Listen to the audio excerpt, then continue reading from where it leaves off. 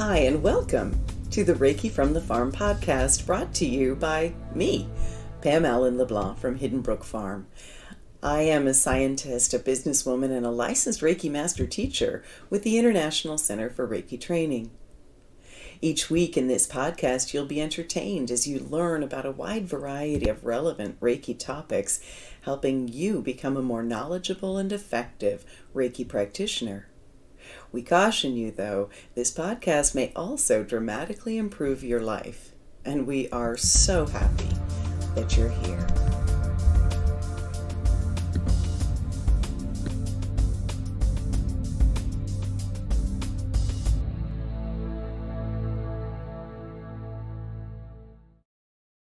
So what a great group we have here tonight for the Reiki Share and the podcast. Thank you, everyone, for showing up. Just a little update. Just last week, the Premier finally said we are not going to election this fall. So for those of you who've been following that crazy journey of potential snap election, which has been really stressful, actually, thank goodness for Reiki, that's not happening. And so that gives us a little bit of time. So been able to stand down and just do what we need to do for a proper campaign now. And I'm learning so much. But I'm so glad you guys joined me tonight for our Reiki Share. I really wanted to share with you. It took me a little while to absorb this, but in September, I knew that politics was imminent. I was going to be nominated as a representative for the Green Party. And I had said yes to that, to Reiki, a few years ago. So that was no surprise. The surprise was that there was potentially a snap election. But thankfully I think thanks to all of your Reiki, that has gone away, and now we can do things properly. But I noticed that even though I had said yes to stepping forward into this big change, and I'm still going to be doing Reiki, I've been very clear with everybody that I may be stepping into a political life with the Green Party because Reiki has guided me there. I'm still going to be teaching Reiki and being a licensed Reiki master teacher and being an assistant director with the ICRT. But it's been really interesting kind of blending those two things together in the learning curve on the political side. But last September, when I went to this incredible conference, I found that although I knew I was going to step into this change, I was really coming against some resistance. I love my life. I love what I do. And I wasn't sure, and I'm already fairly busy with a few businesses that I run. And I wasn't really sure how it would all integrate and so on. And so I became very aware. William Rand took us through, just before I left in August, he took us through a wonderful program that if you're interested, you can purchase from reiki.org, where of finding our soul's purpose. And it was really clear that politics was my soul's purpose. He took us into another ignition in Sedona on Labor Day weekend. And again, it was really clear, and I don't really understand the totality of politics as my mission, but it showed up that world peace is part of that. And so that makes sense because our Reiki, Holy Fire Reiki, is World Peace Reiki. So that makes a little bit of sense. And then I went into this wonderful conference with 4 incredible Hay House authors, and I'm really going to focus on one of them in our Reiki Share. I'm going to focus on Anita Moorjani's work and soul expansion, actually 2, and I'm going to bring in Shelley Kaer's work as well. And I'll probably in another Reiki Share, I'll talk a little bit more about John Holland and Rebecca Campbell and their influence. But I wanted to start with the first 2 presenters and really try to share with you some of their wisdom and experiences today, and how it helped me really truly step into my soul's purpose. So with this, and that is what happened. I found myself with the resistance, and I found myself after the conference just completely all in, no more resistance, and really on my path and purpose. And so I'd like to see about bringing you into your path and purpose today as much as possible. Before we go too far, though, I'd just like to let you know about some of the things that we have coming up at the farm. There's some animal events coming up, which were actually inspired by John Holland's work. On November 29th, there's going to be an in-person event where I explain how energy and animal communication can actually impact your relationship with the animals in your life and bring you closer. And I've had a request from some of my students, because that's an in-person event here near Fredericton. And Krista, I hope you can attend that one with me. People have said, hey, we really want to do that event. Can you make it online? And that never occurred to me. So keep an eye on the newsletter this weekend. I am going to create an online version. It'll probably be in the month of December, because December, starting November 30th, actually, I've got 6 days of animal work in a way. I've got our level 1 and 2 class, November 30th and December 1st. December 2nd and 3rd is animal Reiki 1 and 2, and December 4th and 5th is animal communication. And I don't teach animal communication often. I just can't fit it in very often. So go ahead and grab that class. And if you took animal communication a long time ago, before it was a 2-day course, and you'd like to review, let me know. You can review the class at half fee if you would like, because there is a level 3 and master class coming for animal communication in March.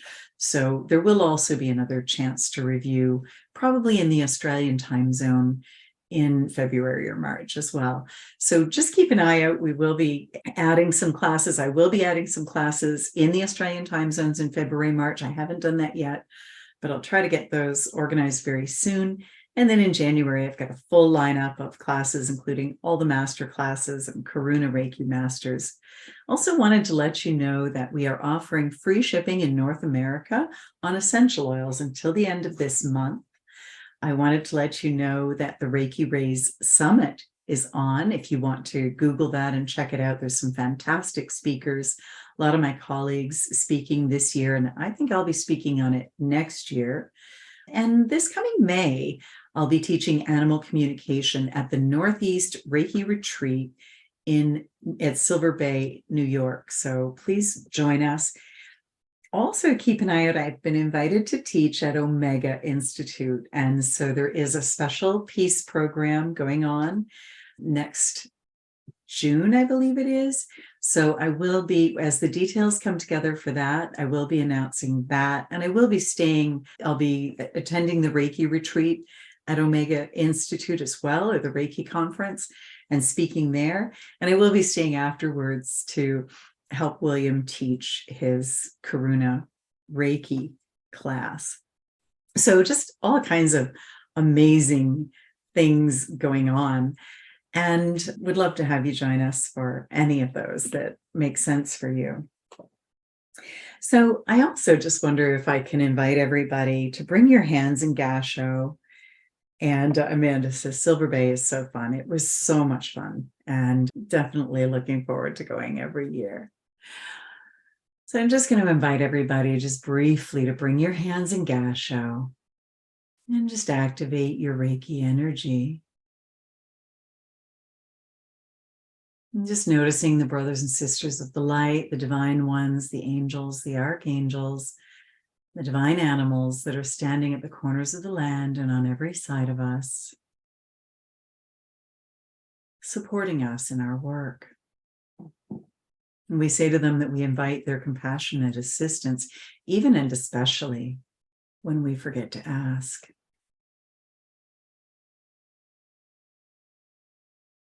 And just breathing in the light of Reiki as it fills the room that you're in.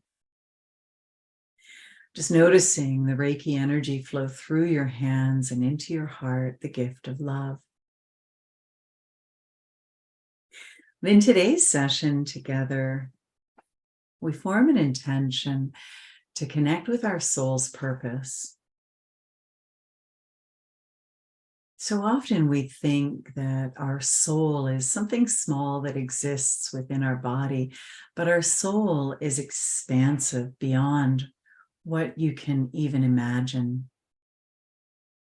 Our body exists in our soul.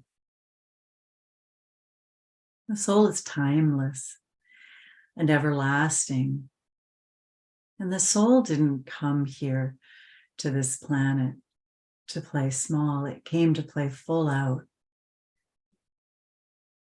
Sometimes it can be difficult, though, with the ways and worries of the world and the minutiae of our daily lives to truly understand what our soul came here to do.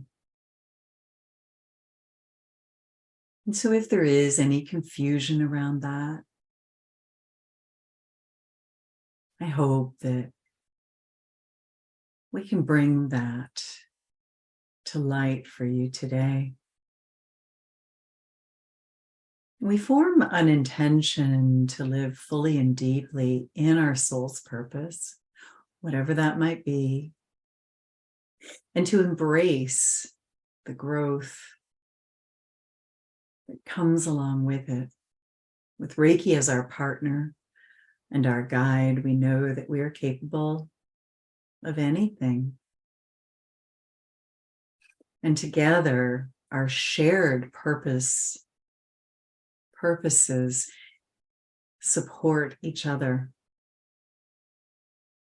So I'm so grateful for each and every one of you who showed up today.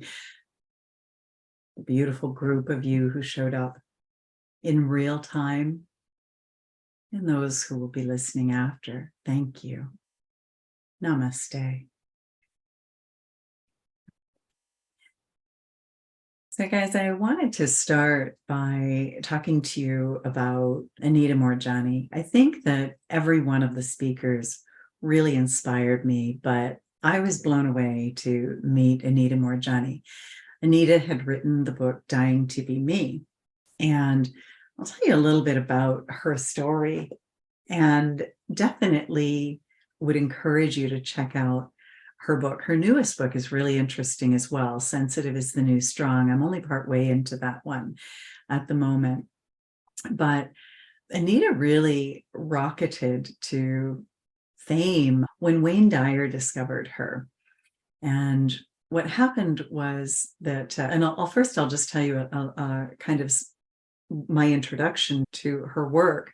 I was working with Amanda McCordick, and I'm able to tell you about this because Amanda's very open and public about her, she calls it Amanda's Tango with Terminal Cancer. That's how you can find her on Facebook.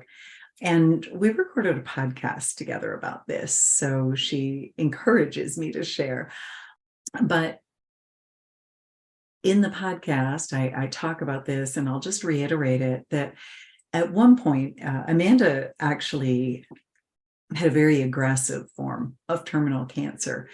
And although her doctors didn't say so, they expected her to only live a couple of months. And that was several years ago now. Now she has no evidence of disease, and they haven't been able to find any disease. And we're intending that keeps going, that remains. But Amanda learned Reiki. She actually, check out her podcast, the podcast I did with her, if you're interested, because she's got a list of the protocols that Reiki guided her to. And we also met together and worked together almost every week. And during one of our sessions together, I said, I'm hearing that you're supposed to read the book Dying to Be Me. And she said, oh, yeah? What's it about? I said, I have no idea. I've never read it. This is what's coming through in the energy that you're supposed to read it. And then I went ahead and went into her session. Now, her session that week was all about duality and how there are only two things that exist on the planet. Everything comes from either fear or love. And that the importance of identifying what aspects of your life are coming from fear, what aspects are coming from love, and to let go of all of those coming from fear and embrace all of those coming from love, and really encourage yourself to live outside of that duality. And of course, Holy Fire has said that's part of its purpose, is to bring the third heaven reality here on earth, which is living outside of the duality. And as we went through her meditation, which was just, I was just listening, it was just guided, as it often is in my sessions, even though she didn't say so to me, she thought I was full of crap, because she said, there's more than just love and fear. There's all these other things too. And she was thinking about a complex list of emotions and so on. But she did say, oh, isn't that interesting? I have her book. She had ordered a stack of books from Hay House, and Anita Moorjani's was one of them. And so she said, I'll pull it out this weekend and read it. So we went ahead with her session. She didn't tell me that she thought I was full of crap, but she did think it. And then she pulled up that book and read it. And so the next week, she said, I read that book. And I said, oh, yeah, what was it about? And she said, exactly what my session was about, that there's only love and fear. And one of the things that she realized is, in reading the book, that it really was true, that despite the fact that we have different names for different emotions and different conditions and so on, every emotion, condition, everything that happens in our life is coming from one of those two places. It's stemming from one of those two places. She really enjoyed the book, and I would even say it probably was a bit of a turning point for her in her journey, or in her tango. To have an opportunity then to meet Anita at they called it a soul survival conference, but really they should have called it soul thriving or something else, because it wasn't about surviving. It was about just allowing your soul to let loose and shine and thrive. And it was so very powerful for me. So I hope I can just share even a portion of that with you all today. So just to give you a little bit of Anita's history from my notes, she had a near-death experience in 2006. She was in a coma. She was at end stage cancer. She had tumors the size of golf balls throughout her lymphatic system. And they were from the base of her skull and neck, down her arms, through her abdomen. She weighed 85 pounds. She was so weak, she couldn't lift her head. She couldn't absorb nutrients. Her lungs continued to fill with fluid. She had open lesions on her body, and her organs were shutting down. She was given 24 hours to live. She was in Hong Kong at the time, at the Hong Kong Sanatorium in Happy Valley. Her mother and husband, Danny, were there with her, and she had started to leave her body. And as she started to leave her body, she felt amazing.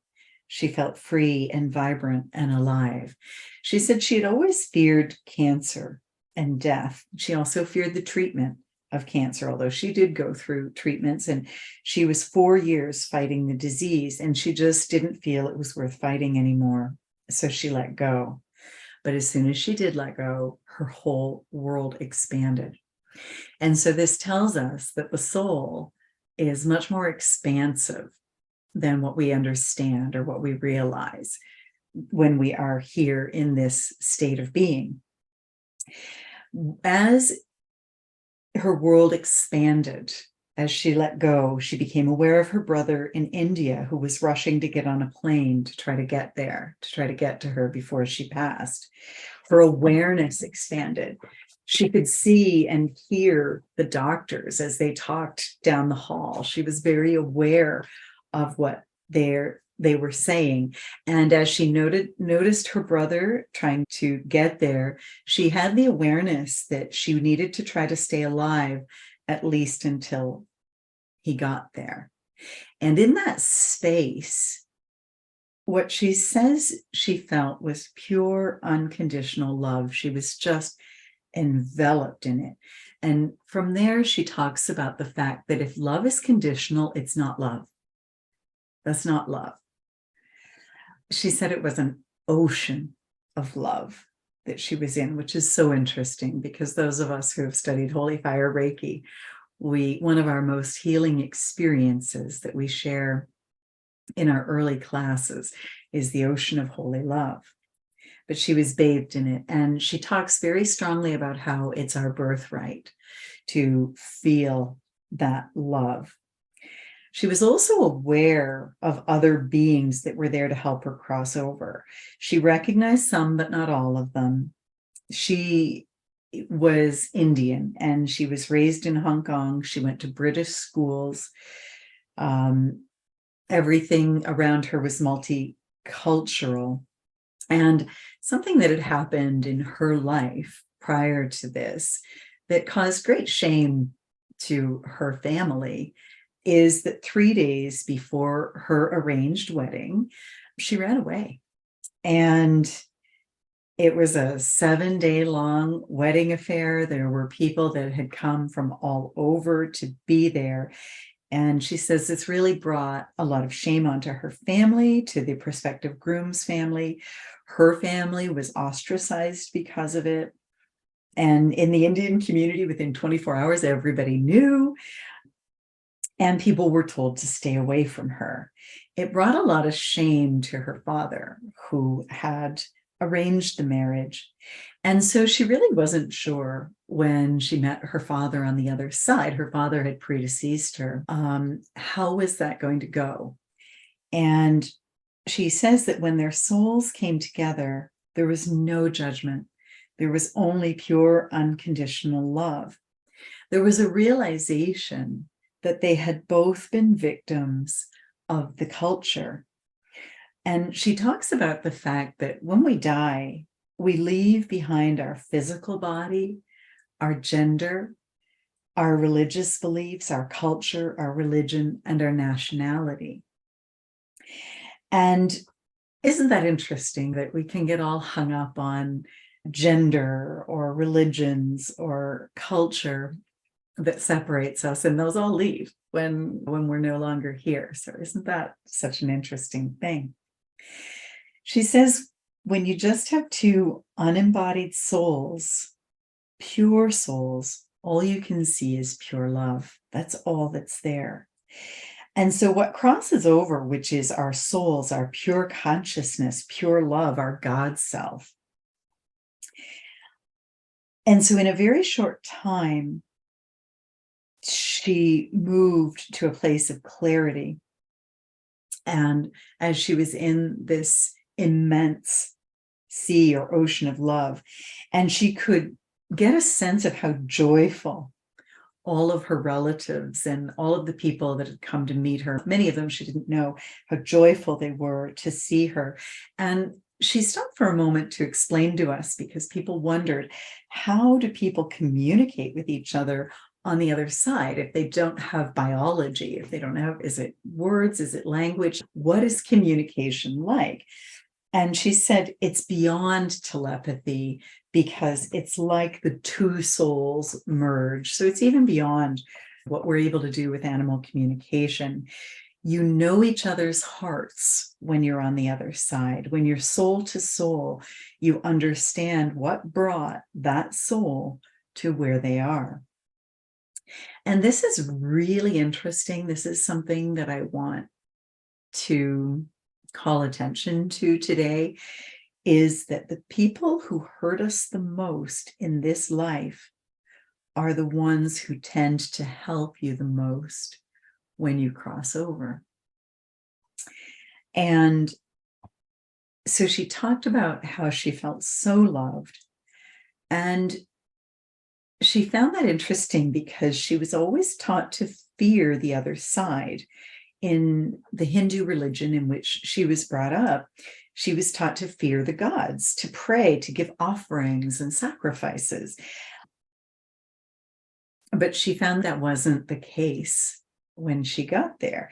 The other side reveres us for going through the journey of being human. And I've noticed that. I've noticed that as much as we tend to honor and revere the enlightened beings, that is reflected right back at us from them. They seem to really honor us and revere us for going through the journey of being human.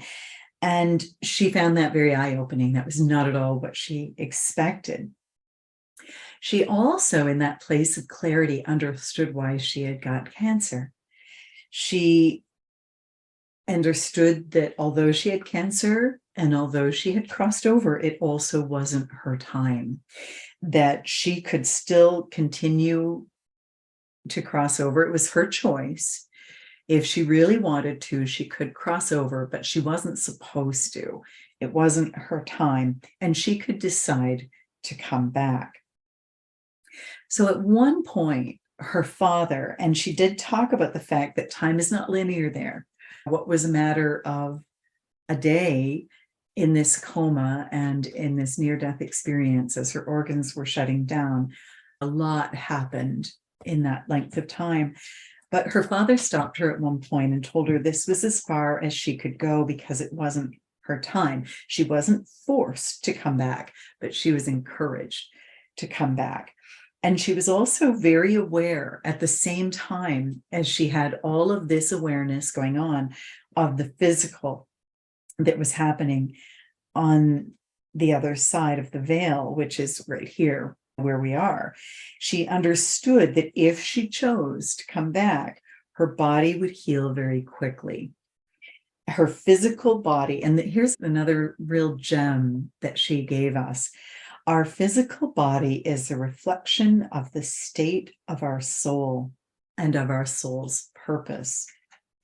The repression of our soul is what sometimes makes us sick. And she could see multiple past lives. She could also simultaneously, she could also see into our future because time isn't linear there. And she talked about the fact that we have access to all of the lives. And from that space, she could also look at that event that brought shame to her family, running away from a marriage, and see that it was a good thing because it inspired other women to speak up and speak out. And from this side, she hadn't realized that it had an impact at all on other people. But from the other side, she could really see that. And she talked to us about the fact that she could see her life as a tapestry. She invited us to imagine a huge 30-foot tapestry from floor to ceiling with a beautiful picture. It's so big, though, that you would have to stand really far back in order to take in the picture. However, up close, you notice that the silk threads are woven intricately to make this beautiful, intricate, complicated picture. And she talked about the fact that each of our lives is one thread in the tapestry, and that it affects any thread that it touches. And she saw that she could see all the people and threads and lives that her life had touched already. And she could also see the threads that she had not yet touched because her life wasn't done yet.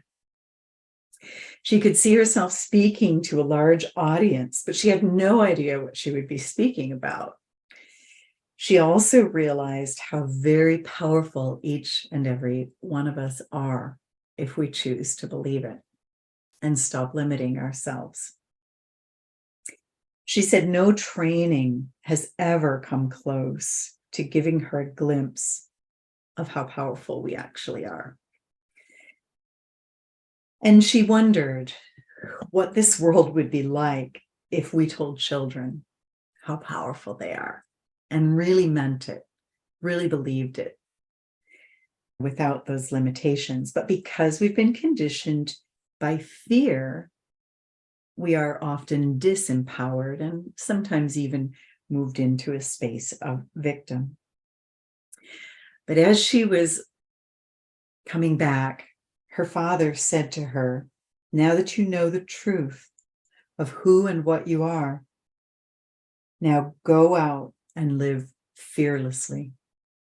And she talked about how she had really lived so much of her life from a place of fear up until that point.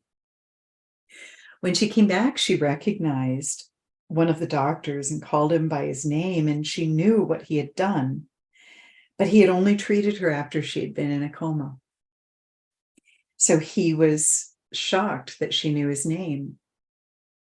She also shared what she had overheard him say at the nurse's station. Within 4 days of her return, her tumors had shrunk by over 60%. The doctors didn't know what to write in their charts. After 3 weeks, she had no trace of cancer in her body, although she was still very weak and frail.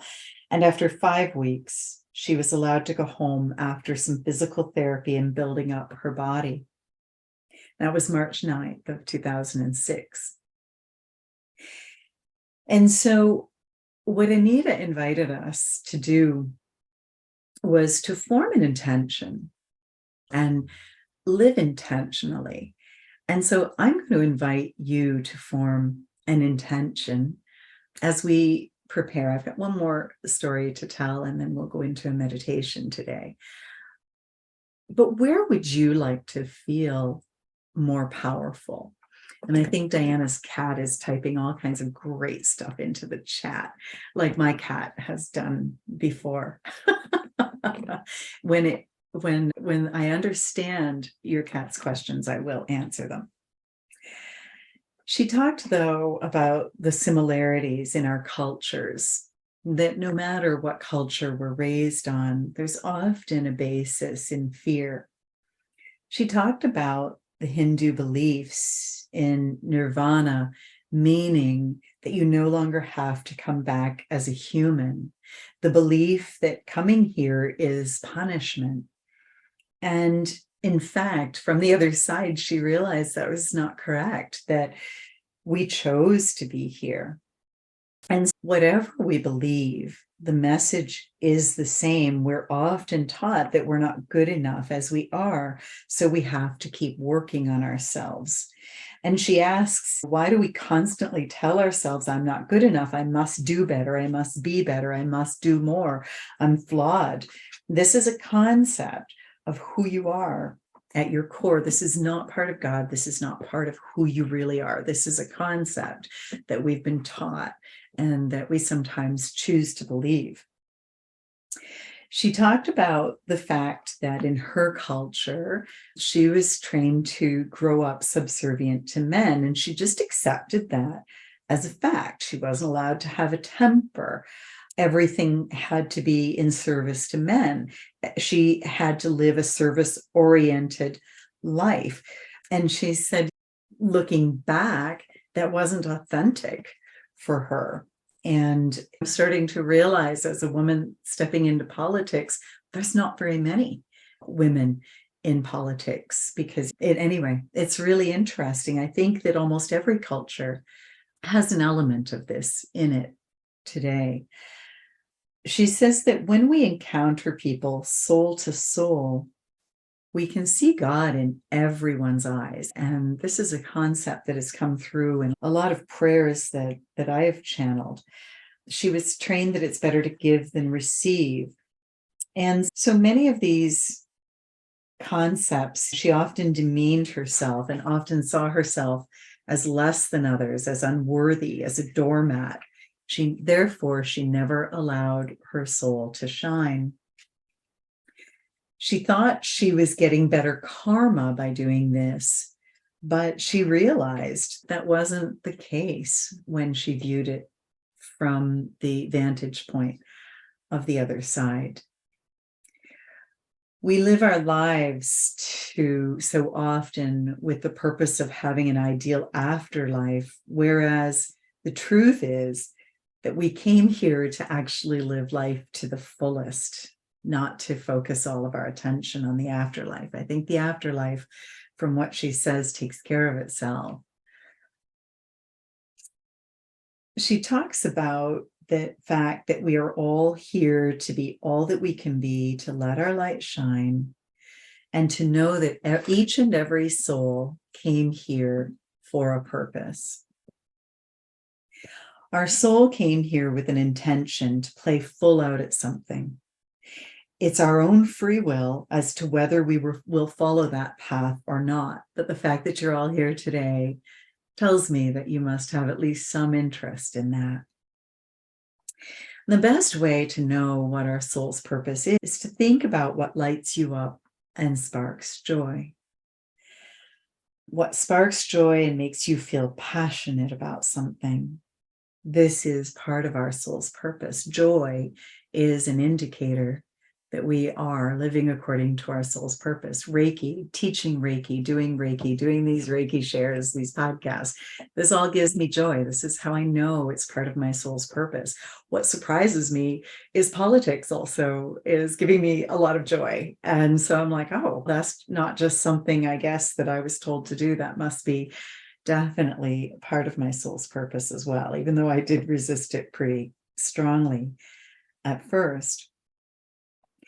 One of the biggest things that she realized is that our soul came here to play much bigger than we usually allow it to. Her soul came to play much bigger than she had ever allowed herself to be. And she feels it was that repression of her soul's purpose that for her led to cancer. And I'm not saying that's the case for everybody who gets sick, but definitely she says, I got cancer because I wasn't being myself. She had so many wake-up calls and she was pushed so hard and she didn't hear them. And so her body your body is never fighting against you. It's usually fighting for you. It's fighting to save your life, to help you express your soul. The body never turns against us. That's just a really interesting way to look at any illness or condition. What is this trying to tell me? What am I supposed to learn from this? When she came back, she wanted everyone to know she had found a cure for cancer, but people didn't want to hear it necessarily. They pushed back. She actually had to leave the community she was in because she no longer wanted to be who she was not. She wanted to be her authentic self, and she was a people pleaser. She wasn't really allowed to be anyone different in her culture. So she had to figure out how to get back to a place of community. She said healing from cancer was not the hardest part. Even achieving authenticity was not the hardest part of what she had to accomplish. In fact, doing that within her community, that was the hardest part. So she talked about the importance of building a community which supports us. And I'm so glad to see 30 of you here with me today. I believe we are each other's community, supporting each other. And I know I appreciate you, each and every one of you, and I know that you appreciate each other as well. She really believed from her experience that many illnesses and diseases are healable, even without medications or drugs, if we can move to this place of understanding. With that being said, medication and drugs can be very helpful as well.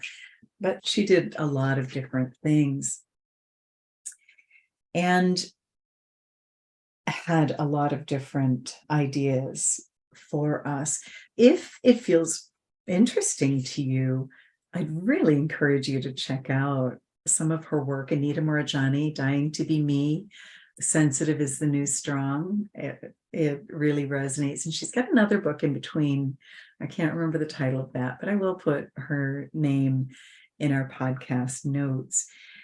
What her biggest advice for us going forward is be yourself fearlessly, even if it means risking disappointing people.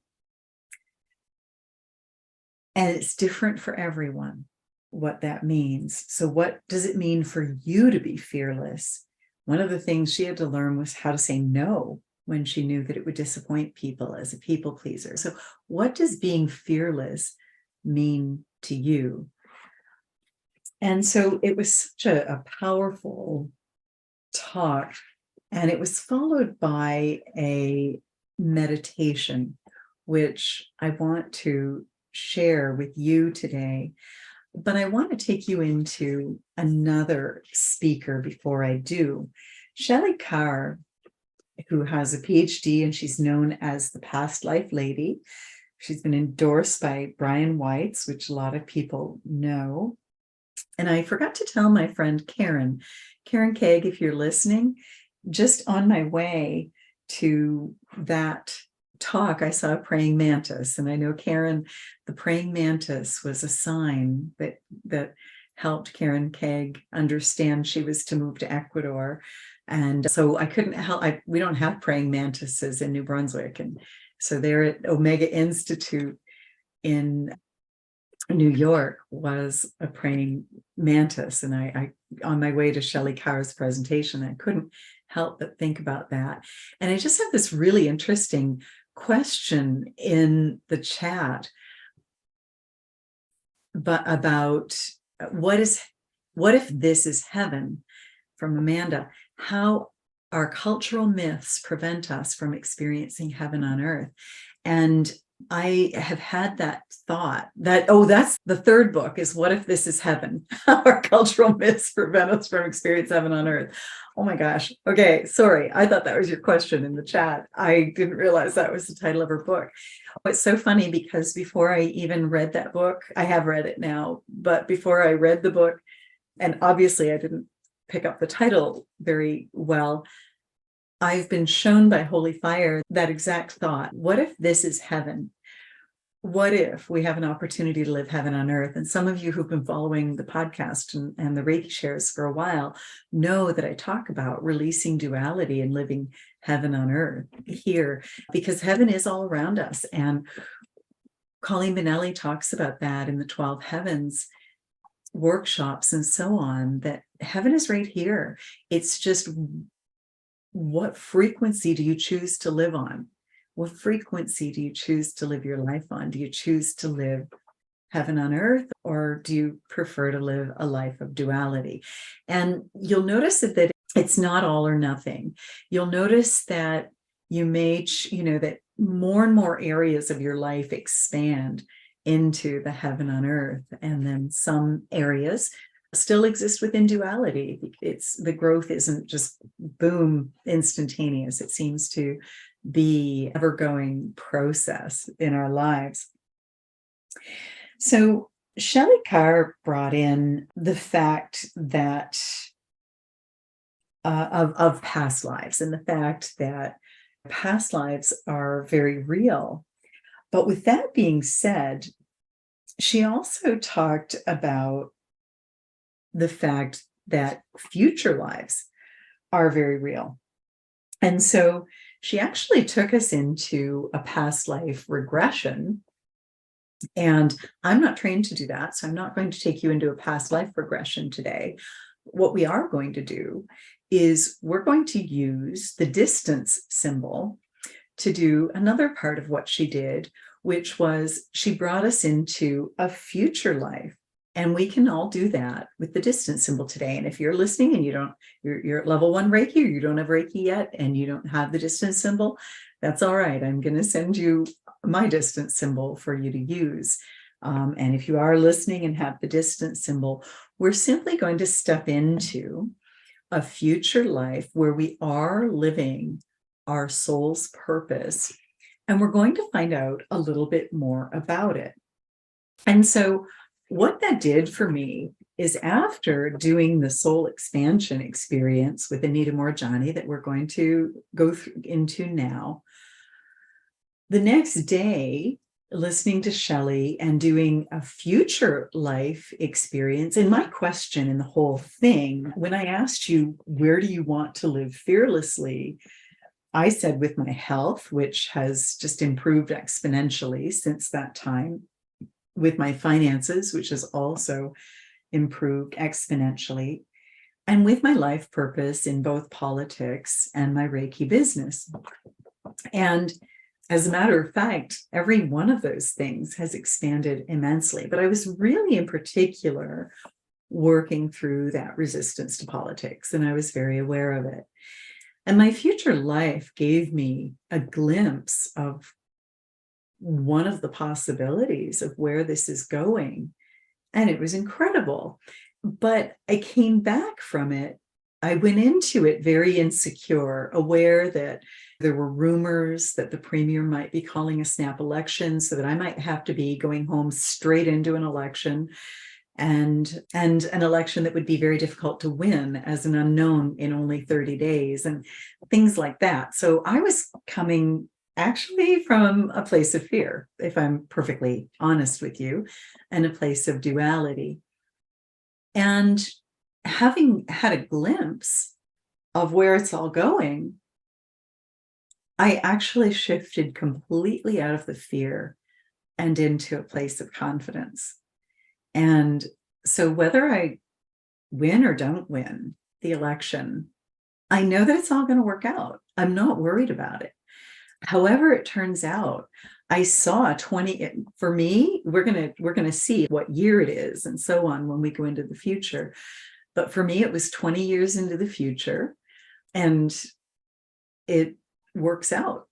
However this goes, I don't know where I'm going. Is it through Reiki? Is it through politics? I don't know. And it really doesn't matter. It works out. And so I was able to come back with a tremendous sense of confidence. So after we just go into the expansion of the soul and touch on the soul's purpose, we are going to go forward into the future and see what it looks like when we're accomplishing our soul's purpose. Does anybody have any questions before we begin? This is a bit of a longer meditation today. Okay. I'm just going to invite you to close your eyes once more. Take a deep breath. Bringing your hands into Gasho, activating your Reiki energy. And then go ahead and place them comfortably on your body, giving yourself Reiki. Breathing deeply, just allowing the Reiki energy to fill the space of your soul. And becoming aware of the expansiveness of your soul. The beauty of it, how far does it reach? We're just going to stay in this space for some time, just getting familiar with and getting to know that beautiful soul that our body exists within.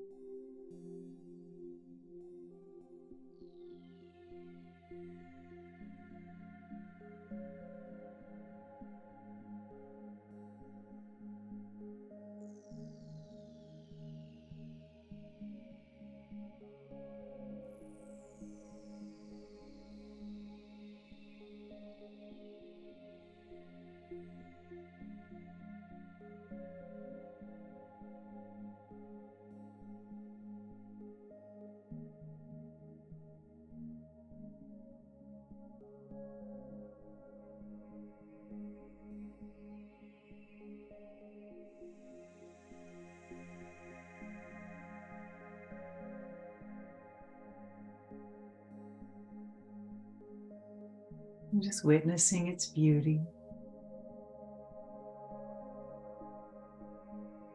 its magnificence, its expansiveness.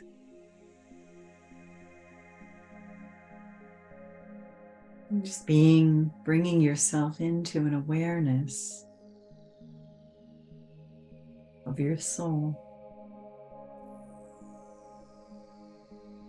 It does not exist within us, we exist within it.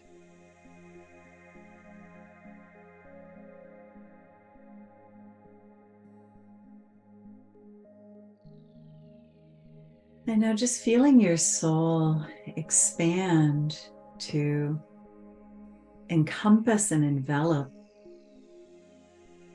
those people that you love. Your family, your close friends, your Reiki community.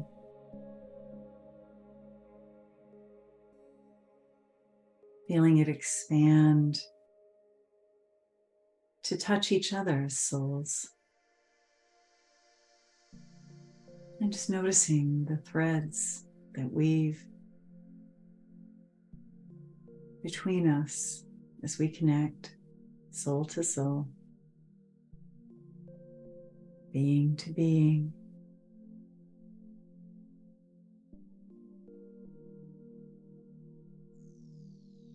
From a place of love and harmony.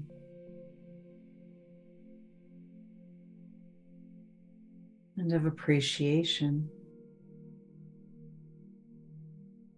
And we'll just stay here getting used to that feeling for a while.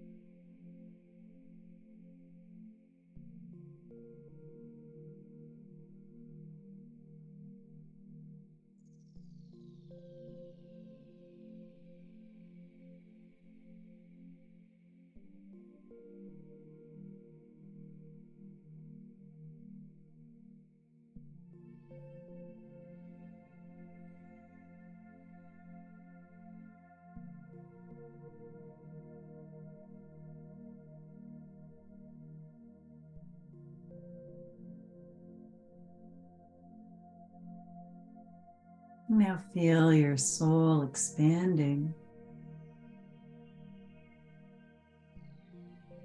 to your acquaintances and feel it expanding to encompass your entire town or village.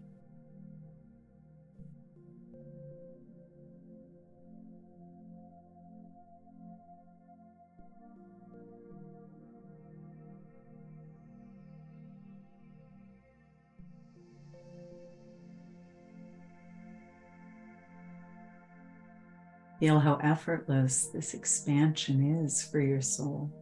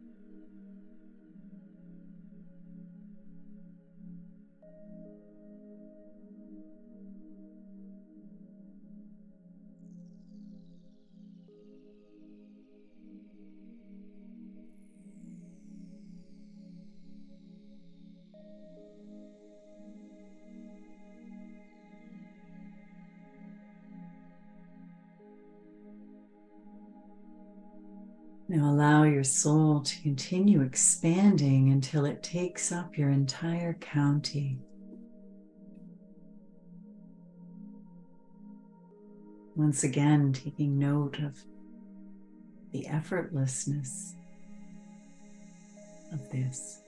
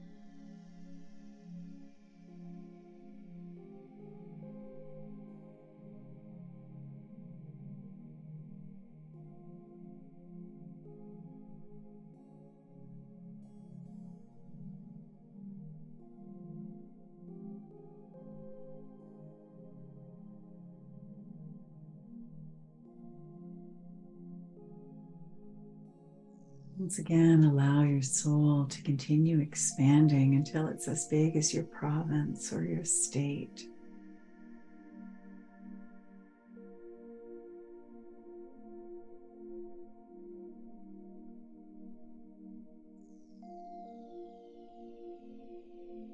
Once again, noticing how effortless this is for your soul.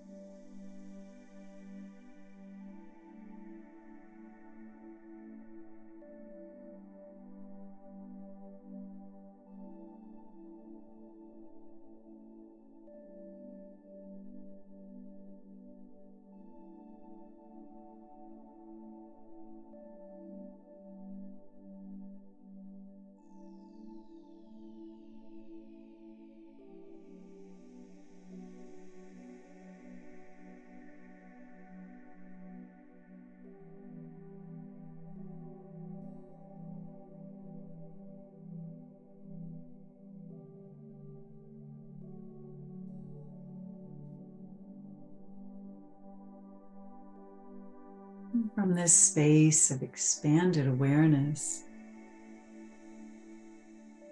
ask your soul to reveal your soul's purpose. Consider what gives you joy and notice the images or thoughts or words that float through your mind.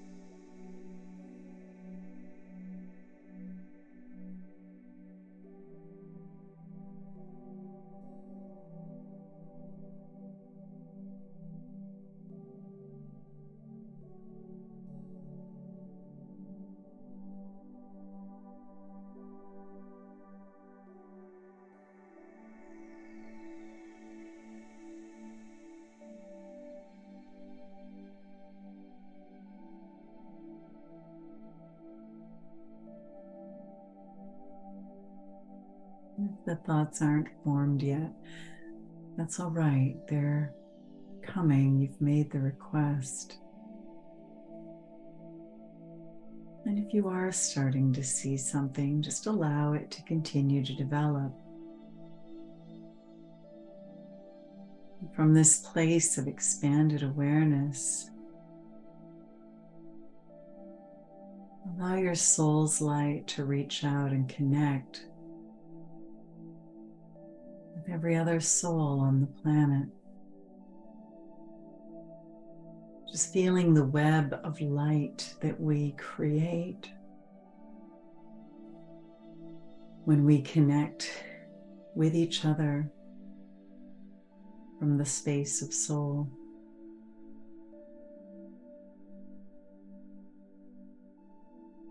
The differences that divide non-existent,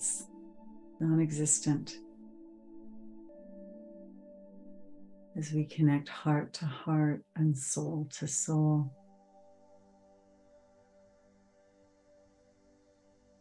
Creating a tapestry of light here on the earth.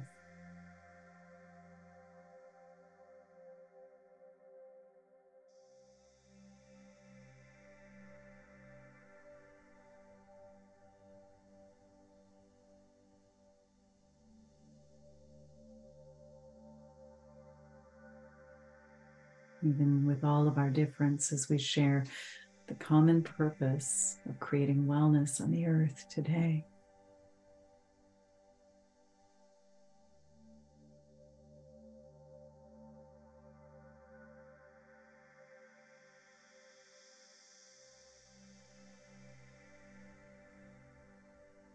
And so now, from this place of expansiveness within your soul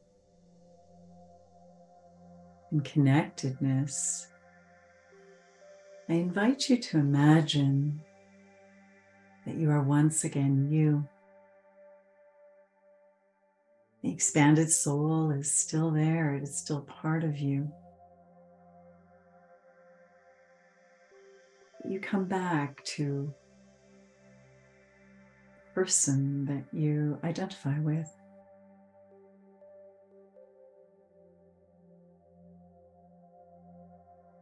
And you notice a beautiful bridge of light in front of you, and the divine ones are still standing at the corners of the land, and you think, wow, have they been here all along?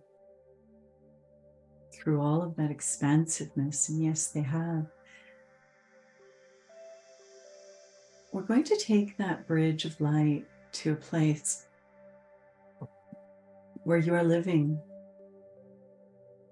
your soul's purpose from a place of joy and fulfillment. We don't know yet what that is or when that is, but this experience may give us some clarity. And so you step across the bridge that is lined with angels and archangels. They're so happy for you. Recognizing that this bridge is taking you to that place where you are living fully and completely all out in your soul's purpose, doing what you came here to do from this expansive space of your soul. When you get to the other side of the bridge, you notice a door. And you know that when you step through the door, you'll be visiting your future self. And so you open the door and you walk through.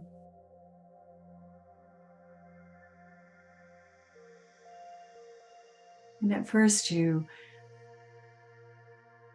are like an observer to your future self, just floating there, watching. What is he or she doing? Or they?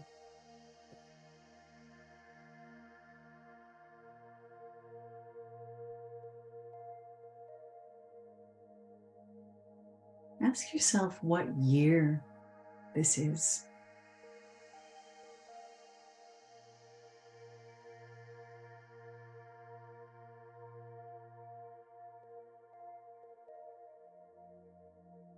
Does your future self appear happy and fulfilled? This is the life that we're visiting. And just take a little bit of time to notice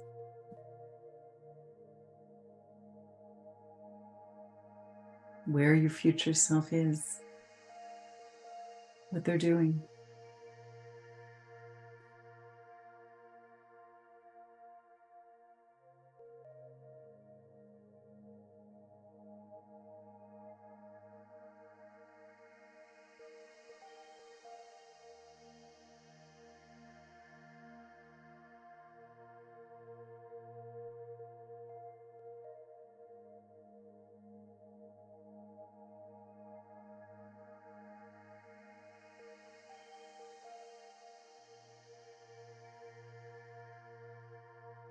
Do you notice any people around your future self? Where do they appear to be?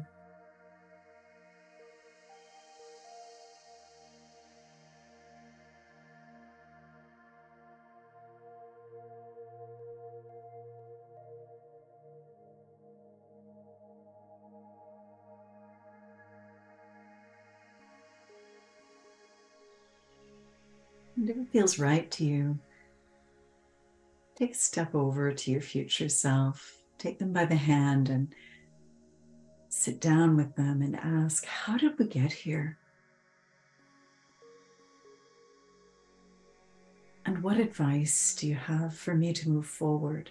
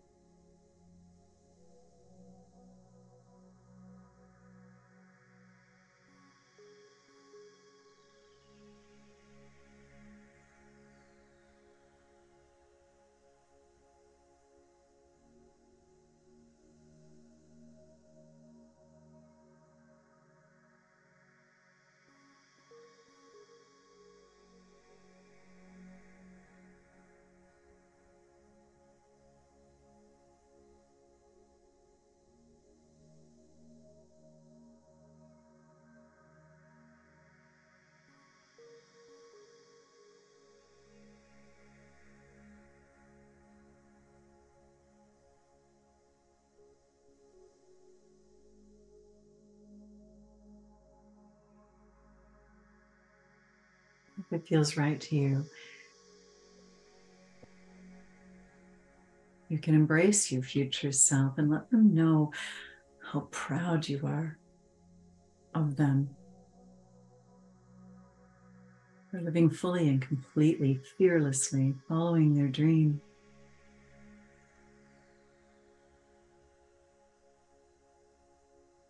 You may wish to merge with your future self and they with you so that you can really fully experience what they feel, the vibration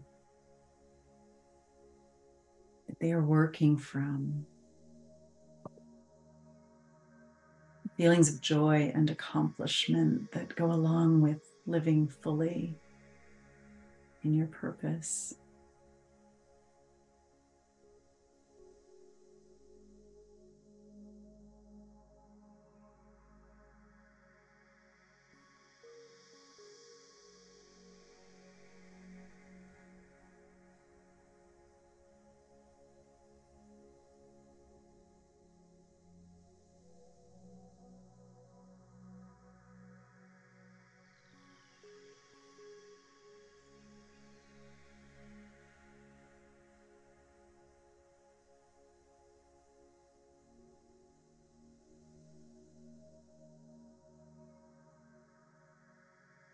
Understand that you'll be able to bring those feelings, that confidence, that vibration back with you as you thank your future self and ask if it's all right if you visit them again.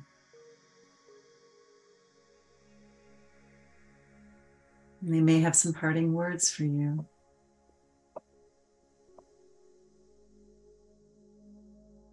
As you wave goodbye and step back through the door, closing it, knowing that is where you're heading. And you step back across the bridge, bringing that vibration, that confidence, those feelings, that expansiveness with you. Step back into your body, your mind, your soul, your spirit, your life in this moment in time, filled with gratitude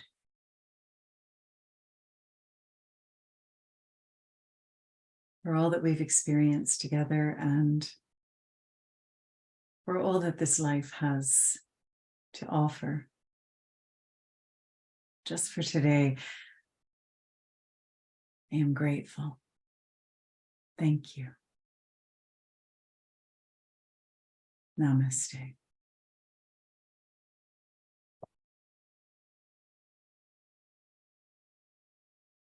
Thank you for joining us this week. We look forward to seeing you again. Keep shining brightly in the world.